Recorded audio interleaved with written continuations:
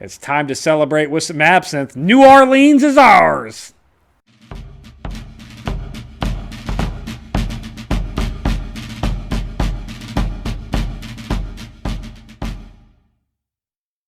Hello and welcome to Civil War in Hindsight. I'm Lieutenant Tommy. With me, as always, is Prospector Johnny, and I see your sign back there, Johnny. Did we get it? I banked on us getting it. You predicted right, Johnny. It is New Orleans. It is Orleans. Victory, Johnny. Victory, that's right. Victory, now we victory. get that France-infested swampland, not you, South Louisiana. Well, we get the ports. That's important. Which is nice. Yeah, I guess the ports are good. But yeah, aside from that, I get, it's an important strategic overtaking from what I understand. So that's very important. So very good news. Get into it, Johnny. So this should end the war by the end of the week. Well, not by the end of this week, but hopefully by the end of the month. Week. Hopefully by the end of the month. So at the beginning of the week, on April 25th, 1862, Farragut is going to move his 11 remaining vessels outside of New Orleans and have a very brief shootout with Confederate guns near English Turns before, they're going to be like, not worth it. Yeah, we're a little overpowered here, and they bounced, I assume, right? Pretty much, yeah. White flag being raised, maybe? Civilians are actually going to set the shore of New Orleans ablaze, thinking that that's going to stop the Union forces from landing. They're like, we're going to burn our own shit! I'm starting to doubt the strategy from the South here. They're doing a whole lot of destruction of their own supplies type warfare. The supplies that they don't even have. It seems like a dangerous game when, you got front lines starving, you got lack of ammunition causing problems, nothing to no manufacture. Anyway, keep it up. Keep it up. I guess is what I'm saying. Keep it up. Johnny, burn to some go more of that shit. In fact, you know what? I think we're going to invade some other places in the South. So if you want to just go ahead and preemptively burn some of your cities to the ground, have at it. Well, Johnny, speaking of preemptively burning things, they're going to set ablaze the unfinished Confederate gunboat, the CSS Mississippi, and they're going to send that down the river towards Farragut's fleet, like as a last-ditch effort. Like, maybe it'll hit something and knock out a boat. We're going to send this ghost ship of flame towards them and hope they see it as, the raising of hell or something and retreat. Instead, I imagine they just went pretty much, around all right, let it sink to the bottom of the river. None of this is going to stop Farragut. He's going to land and meet with Nolens mayor, John Monroe, in front of a very noisy crowd. He's like, go home, Union. And he's like, well, it's also surrounded by fire at this point. Yeah, and smoke. It didn't really work. But in any case, he's going to meet with the mayor. The mayor's going to say, I don't really have the authority to surrender the city. And Farragut's like, you're the mayor. Like, what do you mean you don't have authority to surrender the city? He's like, by that I mean, I don't want to be mayor anymore. I don't want to be the guy. It was more fun before the war started. I don't want to be the guy who says that I want to surrender, I think is what it is. So did we find his supervisor or whatever so we could have them surrender? So Farragut is going to turn to the military commander of the area, which is a General Mansfield Lovell, who also refuses to surrender. Says like, listen, guys, my guys have already left, and I'm going to go join them, but I'm not going to surrender the city because it's not my city's surrender, and I don't want to say those words. So, are they afraid of T.P. Jackson? Or Davis? T.P. Davis? Maybe I don't know what's entirely going on here. What's going on with this? And Johnny, way out in North Carolina, a month-long siege of Fort Macon is concluded when the federal forces under John G. Parke move half the guns from their gunboats ashore and start bombarding the fort from both land and sea, resulting in a white flag being risen over the fort on the 25th of April. So more success out there in North Carolina. One if by land, more if by sea. Yes, but both. We got both. Destroyed them from everywhere. That's good. So speaking of out in that area, Virginia has North Carolina. McClellan done shit? Or North No, Carolina? he's That not done area, it. We'll get to him, but yeah, he's still not doing Still it. not. Still nothing. On the 26th, those formal surrender ceremonies will be held at Fort Macon, where the Union gains an additional 400 Confederate prisoners. More mouths to feed, but at least good God, less soldiers on the opposing side. Which is good, but I am starting to get concerned about Like the over 10,000 listen. prisoners that we've accumulated in this North Carolina campaign. alone, and Yeah. not to mention everywhere else. And good God, like I get that we want to reabsorb them into the country, but like to the point where like we can tax them and they can help pay for all of this shit that we're which they're not right now. And so we're just taking on these burdens as we slowly Yeah, defeat them. Slowly. slowly. We might want to pick this up a little bit if we're going to be able to afford this damn thing. Farragut is going to continue to negotiate with Nollins, former mayor John Monroe. It's like, dude, you have no military. Union forces are occupying the city at this point.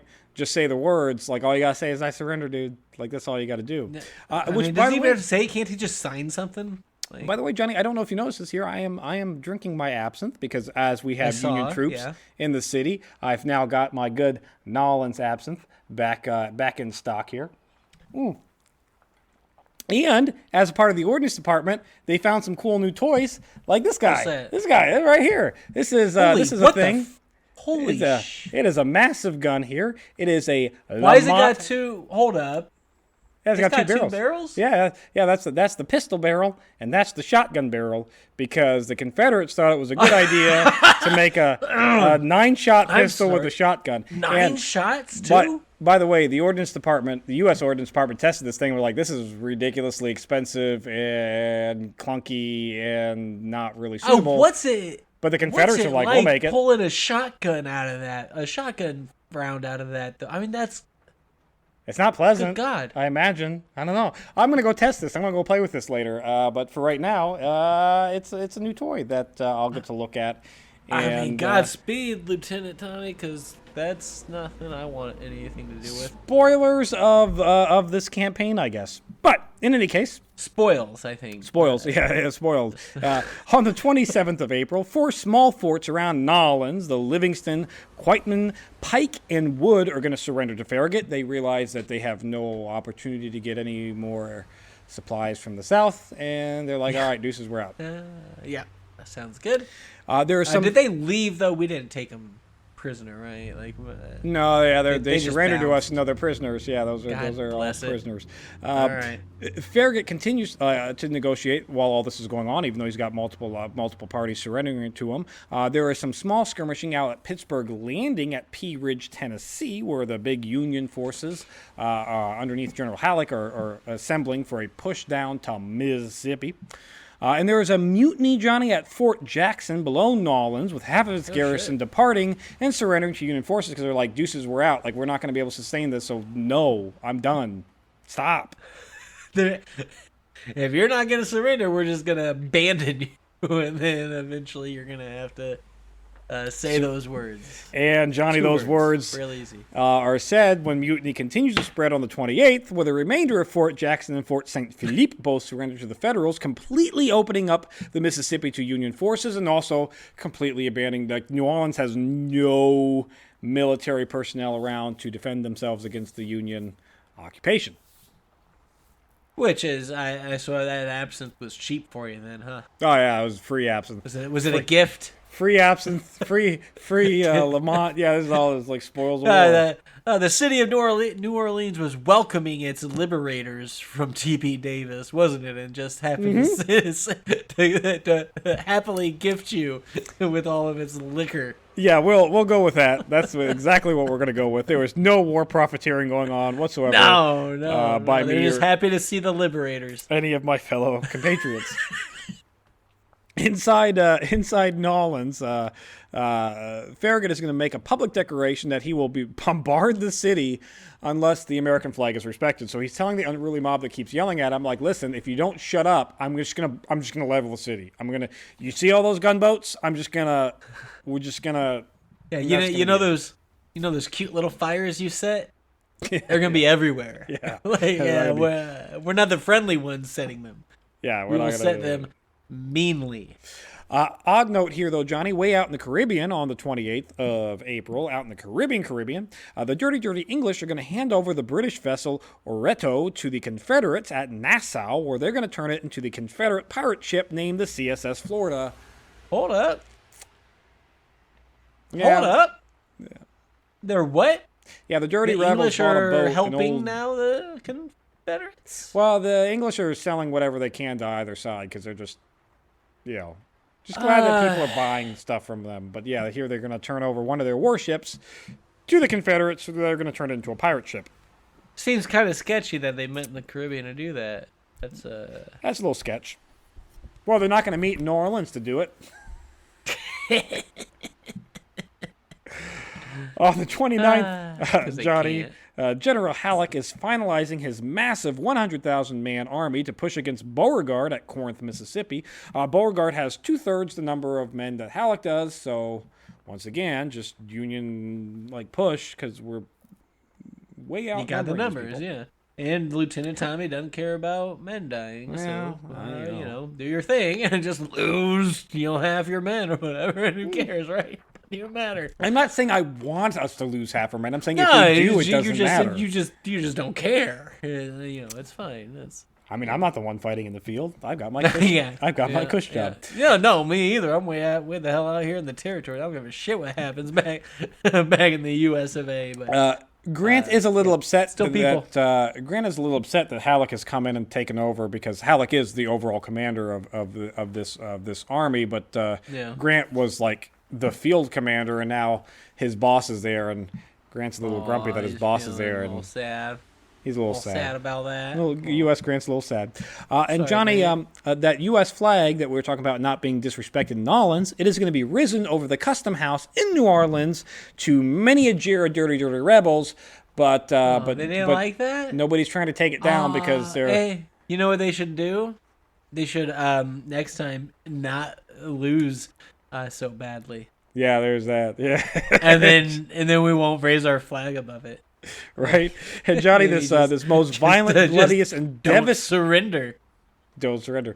This most violent, bloodiest, and deadliest month of this war so far is going to come to an end to the Confederacy being in really piss poor shape here because McClellan is finally mounting his big siege guns and beginning to shell Yorktown.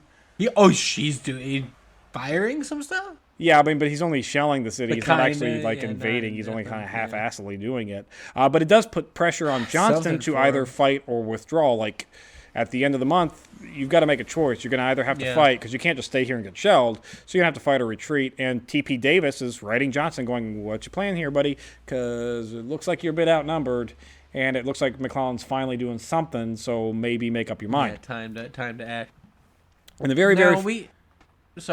we talked a little bit about the casualties and this potentially or quickly becoming America's deadliest. Oh, it is. War. Yeah, it's our deadliest war. We passed it. You said you were going to look into that. We have surpassed. We are. Yeah, now, we were when we talked about that the last time. We were tied with the Revolutionary War. We are now. We've crested. Past. Yeah, we're it's bloodiest. This is our officially. Hey, it's officially. Hey, we're number one. We're number one.